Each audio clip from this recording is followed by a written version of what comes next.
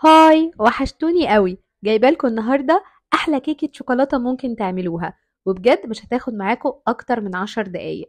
والمفاجاه بقى انها بثلاث مكونات بس، وجبت لكم بديل اقتصادي عشان الكيكه ما تبقاش مكلفه، بس النتيجه هتبقي كانك جبتي جاتوه شوكولاته من بره. تخيلوا بثلاث مكونات بس هتعملي احلى صينيه كيك. عايزه اقول لكم ان الكيكه دي هتطلع ترند الايام الجايه من كتر ما هي سهله وما بتاخدش وقت، وكمان يعني شفنا لها شوية بدائل عشان تبقى اقتصادية. أنا لورا، لو أول مرة تشوفيني لو سمحتي روحي اعملي اشتراك للقناة بتاعتي ولايك وشير مع كل أصحابك لو الفيديو عجبك. وتعالي بقى أقولك أنا عملت الكيكة الطرية دي اللي كلها شوكولاتة في شوكولاتة ازاي. تعالوا بقى نشوف الطريقة مع بعض. أول حاجة المكونات هحتاج 3/4 كوباية دقيق عليها رشة ملح، وطبعا الدقيق متعدد الاستخدامات، واي نوع شوكولاته قابله للدهن نص كوبايه. وعايزه اقول لكم البديل ده انا اول مره استخدمه بس طلع حكايه، هسيب لكم اسمه في صندوق الوصف. وكوبايه لبن كامل الدسم، وهنحتاج معلقه بيكنج باودر او كيك شيف.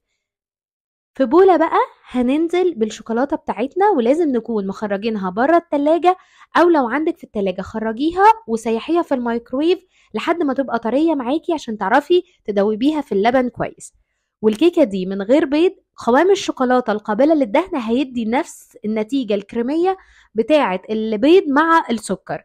وطبعا هي سكرها مظبوط جدا لان الشوكولاتة دي بتبقى مليانة سكر. بعد ما خلطنا الشوكولاتة مع اللبن هننزل بالدقيق وننخله، ودي خطوة مهمة عشان الكيكة بتاعتنا تبقى هشة. وكمان حطينا عليها البيكنج باودر. هنقلب بقى كل ده مع بعض لحد ما الدقيق يختفي تماما، ونشوف قوام الكيك بتاعنا. لازم القوام يبقى متوسط، يعني ولا تقيلة قوي ولا خفيفة قوي. انا هنا حسيتها خفيفة فنزلت بمعلقة دقيق، لان طبعا انتوا عارفين كل نوع دقيق بيختلف من نوع للتاني في امتصاص السوائل. لو القوام تقيل انزلي بمعلقة لبن او معلقتين. هنا بقى كنت محضرة الصينية بتاعتي ودهناها زبدة وحطلها معلقة دقيق، وحطيت فيها الخليط بتاع الكيك بتاعي. لو عايزين الكيكة بتاعتكم عالية عن اللي انا عاملاها دي حطوها في صينية اصغر. هبتدي كده اخرج فقاعات الهواء من الصينية بتاعتي واخبطها كده بالراحة عشان ميبقاش فيها اي فقاعات هواء. الخبز انا كنت مسخنة الفرن على درجة حرارة 180، قعدت معايا حوالي 10 دقايق. اتأكدت انها نضجت، حطيت السكينة والسكينة طلعت نظيفة خالص. عايزة اقول لكم لو الصينية هتبقى اصغر هتقعد في الفرن اكتر من ال10 دقايق. لما هنا كانت دافية، بصوا انا بحب الكيكة طرية، فسقيتها وهي دافية نص كوباية لبن عليها معلقة الشوكولاتة القابلة للدهن. لو مش بتحبوا الكيكة طرية قوي استنوا لما تبرد خالص وبعدين اسقوها، لكن انا بحبها تبقى طرية وجوسي كده، بجد بتبقى شبه قوام الجاتوه بالظبط.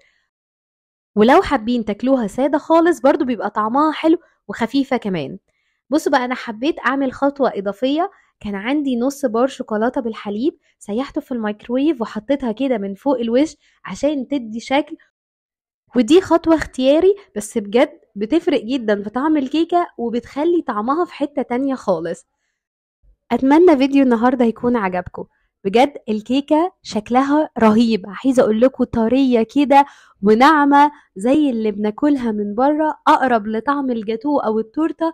وانتي عملتيها بالظبط في ربع ساعه، ما خدتش وقت، وبسرعه جدا. لو جالك حد ومستعجله اعمليها بسرعه، او لو كسلانه الكيكه دي مش بتاخد وقت وناجحه جدا. جربوها على ضمانتي، طعمها حلو جدا. استنوني في فيديوهات تانية كتير، بحبكم قوي.